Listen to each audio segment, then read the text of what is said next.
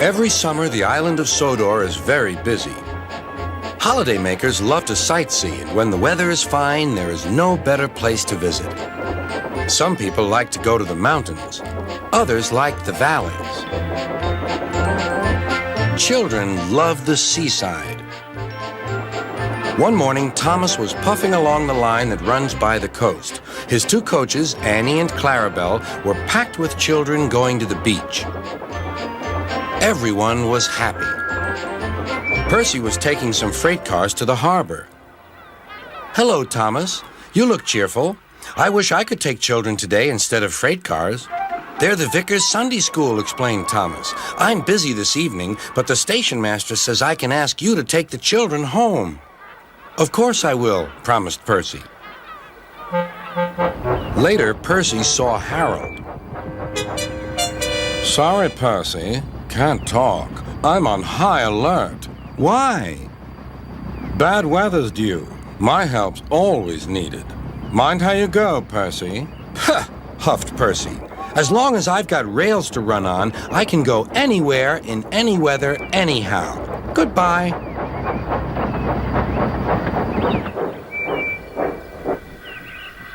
"Be careful," warned Edward. "There's a storm coming." A promise is a promise, thought Percy, no matter what the weather. The children had a lovely day, but by tea time, dark clouds loomed ahead. Annie and Clarabelle were glad when Percy arrived. He was just in time. The rain streamed down Percy's boiler. Ugh, he shivered and thought of his nice dry shed.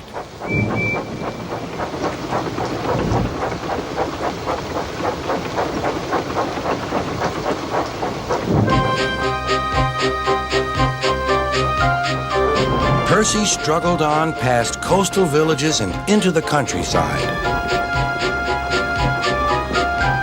The river was rising fast. "I wish I could see! I wish I could see!" complained Percy as he battled against the rain. More trouble lay ahead.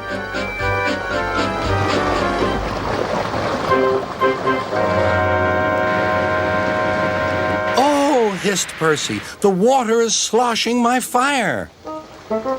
Percy's driver and fireman had to find some more firewood. "I'll have some of your floorboards, please," said the fireman to the conductor.